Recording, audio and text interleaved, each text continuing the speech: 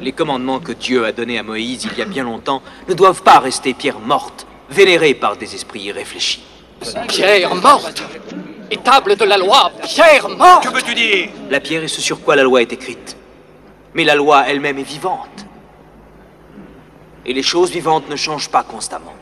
Mais notre loi est éternelle. On ne peut pas changer la loi de Moïse. Mais non, c'est juste, la loi est là. Un homme est fait de chair et de sang. Et il change. Mais ne reste-t-il pas le même homme? Dieu veut écrire la loi dans vos cœurs.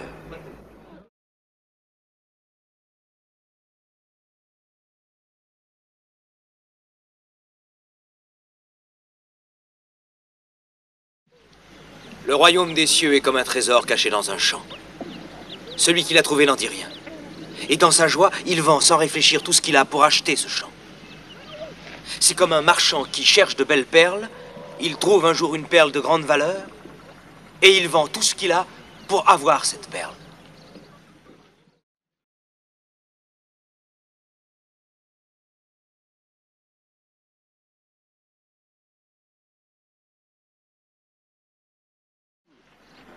Tu dis que le royaume des cieux va arriver. Mais quand exactement va-t-il arriver? Quand tu vois les nuages qui viennent par l'est, tu dis la pluie arrive. Et ainsi en est-il.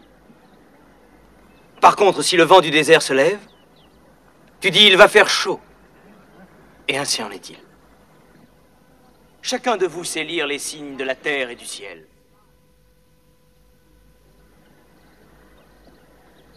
Comment se fait-il que vous ne sachiez pas lire les signes des temps, mes frères? Le royaume des cieux est ici. Maintenant.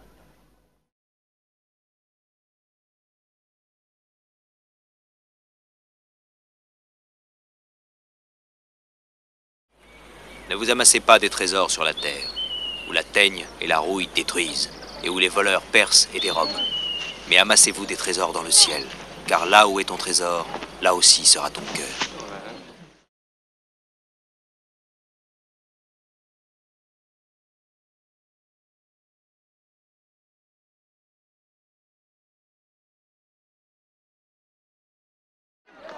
Qui de vous, par ses inquiétudes, peut ajouter une coudée à la durée de sa vie? C'est pourquoi je vous dis, ne vous inquiétez pas pour votre vie de ce que vous mangerez et boirez, ni pour votre corps, de quoi vous serez vêtus. Le corps n'est-il pas plus que le vêtement? Regardez les oiseaux du ciel. Ils ne sèment ni ne moissonnent, et ils n'amassent rien dans des greniers. Et votre Père céleste les nourrit. Ne vous nourrira-t-il pas à plus forte raison? Ne valez-vous pas beaucoup plus qu'eux? Considérez comment croissent les lys des champs. Ils ne travaillent jamais. Ils ne filent pas non plus. Et cependant, même le roi Salomon, dans toute sa gloire, n'a pas été vêtu comme l'un de ces lys. Alors, si Dieu revêt ainsi l'herbe des champs, qui existe aujourd'hui et qui demain sera jetée au four, ne vous vêtira-t-il pas à plus forte raison? Cherchez premièrement le royaume et la justice de Dieu, et toutes ces choses-là vous seront données par-dessus. Ne vous inquiétez donc pas du lendemain.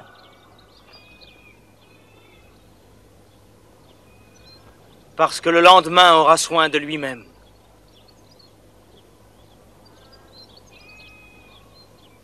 À chaque jour suffit sa peine, je vous le dis en vérité.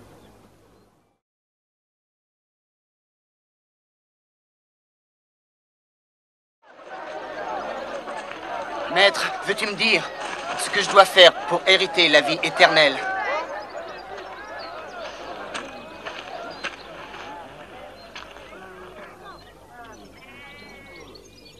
Rentre et vends tout ce que tu possèdes.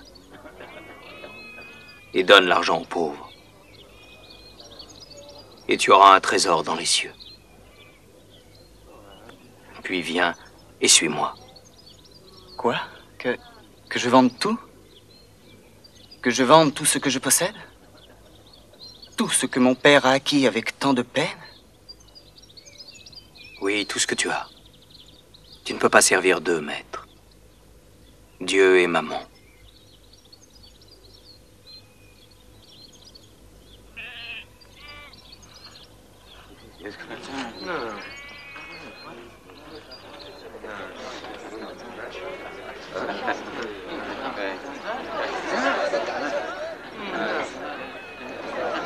Vous voyez, il est plus facile pour un chameau de passer par le trou d'une aiguille qu'à un homme riche d'entrer dans le royaume de Dieu.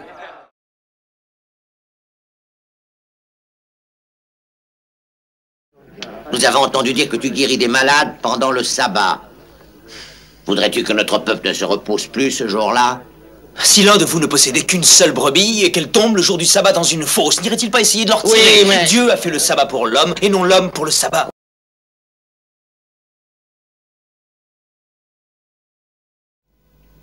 Quel est le cœur de la loi? Tu dois aimer le Seigneur ton Dieu de tout ton cœur, de toute ton âme et de toute ta force. Ceci est le principal commandement.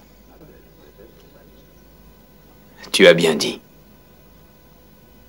Tu n'es pas loin du royaume de Dieu, Joseph d'Arimathie. Mais il est un autre commandement, pas moins important. Tu dois aimer ton prochain comme toi-même. Mais qui est mon prochain, je te prie? Laissez-moi passer! Qu'est-ce qu'il y a? C'est un scandale. Cette femme, que vient-elle faire ici? Mais cette femme n'est-elle pas une prostituée? Comment ose-t-elle entrer ici? Scandale.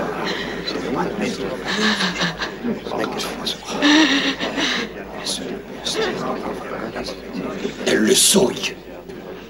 Ici, ce n'est pas un endroit pour toi, femme. Allez, quitte cette maison. Simon, assieds-toi. Mais Rabbi, sais-tu de quel genre de femme il s'agit? Je t'en prie, Simon.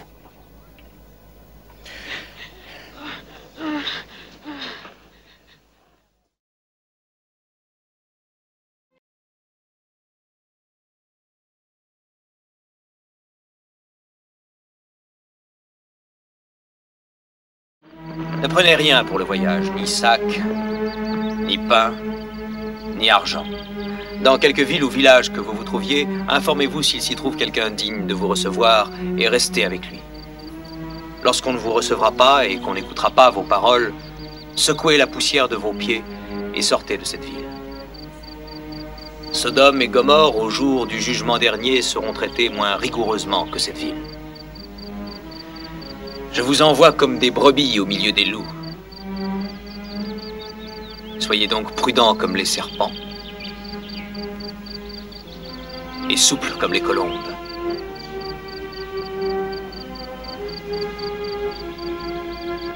Ne vous inquiétez ni de la manière dont vous parlerez, ni de ce que vous direz. Car ce n'est pas vous qui parlerez, c'est l'esprit de votre Père qui parlera en vous.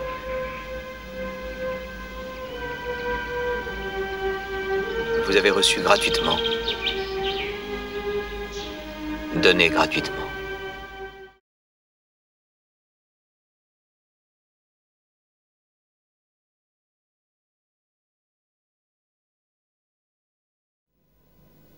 Venez à moi, vous tous qui êtes fatigués et chargés, et je vous donnerai du repos.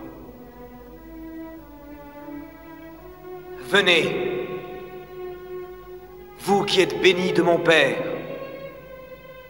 prenez possession du royaume qui vous a été préparé dès la fondation du monde.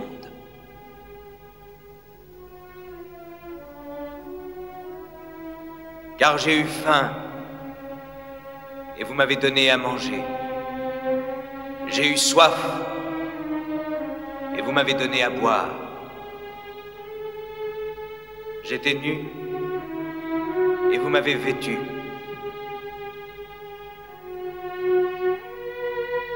J'étais étranger, et vous m'avez recueilli.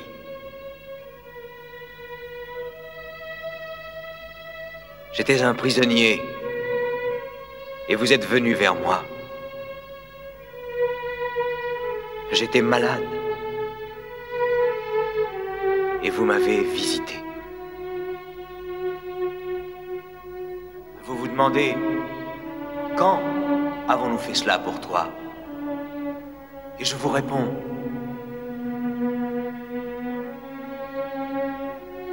quiconque a fait ces choses au plus humble de mes frères, c'est à moi qu'il les a faites.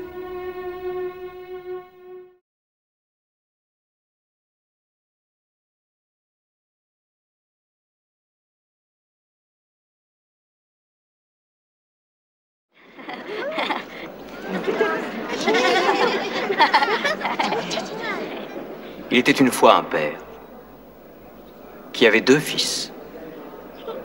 Un jour, s'adressant à son premier fils, il dit « Va travailler dans ma vigne ». Et le fils dit non. Mais ensuite, il se repentit et il alla. S'adressant à l'autre, il dit la même chose, et ce fils dit « Je veux bien, Seigneur ». Seulement, ce fils-là n'y alla pas. Alors, lequel des 2 fils a fait la volonté du père? Le premier? Le deuxième? Oui, le premier.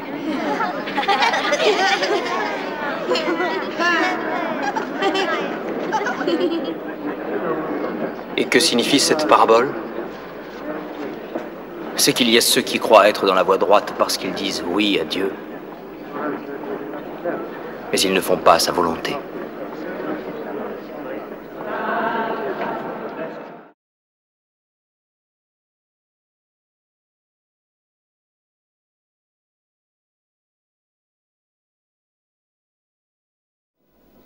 Priez pour ceux qui vous persécutent.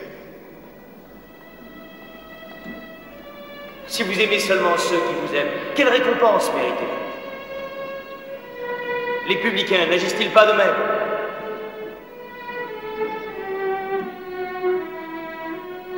Si quelqu'un vous frappe sur la joue droite, présentez-lui aussi l'autre. Si quelqu'un veut prendre votre tunique, laissez-lui encore votre manteau. Donnez à celui qui vous demande. Ne vous détournez pas de celui qui veut emprunter de vous. Ne faites pas à autrui ce que vous ne voudriez pas qu'on vous fît à vous-même. Ne jugez point, afin que vous ne soyez point jugés. Ne condamnez point, et vous ne serez point condamnés. Pardonnez, et vous serez pardonnés.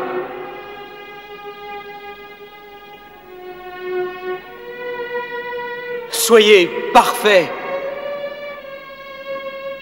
tout comme notre Père Céleste est parfait. Demandez et l'on vous donnera. Cherchez et vous trouverez.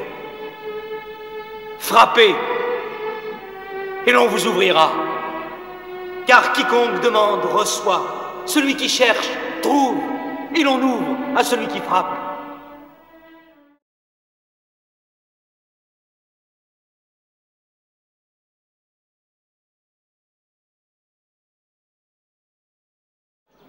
Cette femme a été surprise en flagrant délit d'adultère. Moïse, dans la loi, nous a ordonné de lapider de telle femme. Toi donc, que dis-tu? Réponds, maître. Nous voulons avoir ton avis. Oui, conseille-nous. Est-il juste de la tuer? Que celui d'entre vous qui est sans péché, que celui-là jette la première pierre.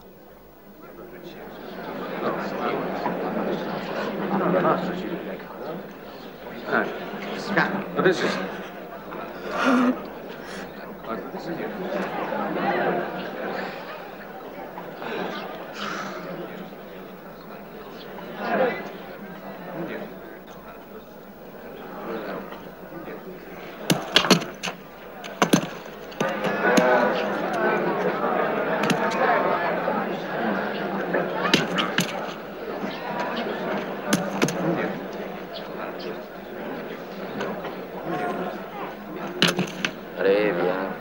Ouais.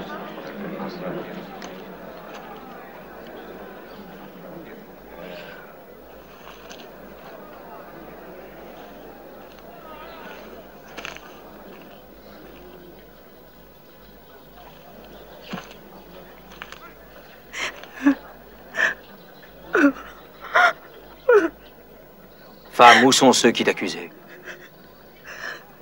Personne ne t'a-t-il condamné?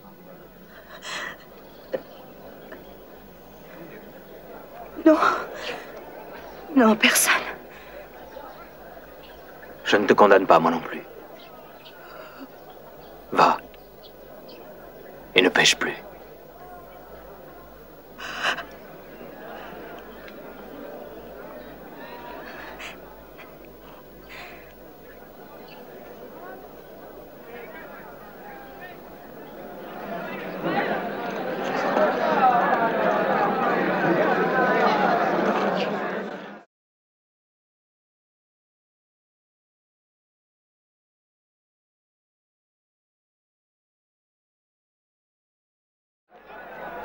Mais Rabbi, nous savons que les enfants d'Israël sont le peuple élu. Comment un païen peut-il valoir mieux que l'un des nôtres? Ne sais-tu pas, ingrat, qu'à la table du Père éternel, tout le monde est bienvenu, quel qu'il soit. Riche, pauvre, maître, serviteur. Les enfants d'Abraham et les païens aussi.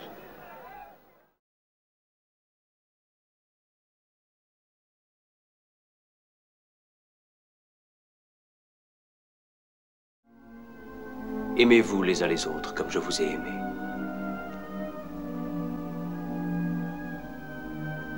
Il n'est pas de plus grand amour que de donner sa vie pour ses amis.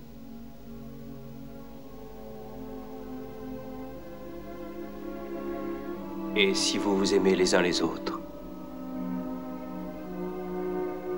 tout le monde reconnaîtra que vous êtes mes disciples.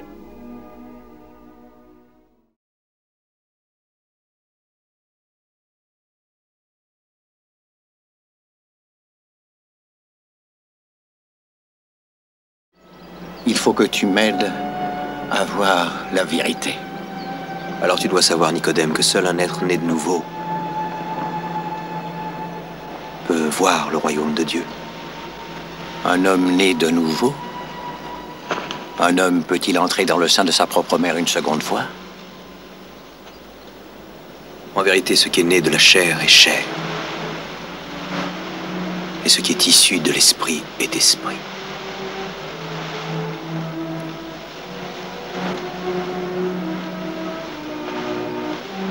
Ne t'étonne pas que je t'ai dit, il faut que tu naisses de nouveau. Le vent souffle là où il veut. Tu en entends le bruit, mais tu ignores d'où il arrive et vers quoi il va. Il en est ainsi de tout homme né de l'esprit.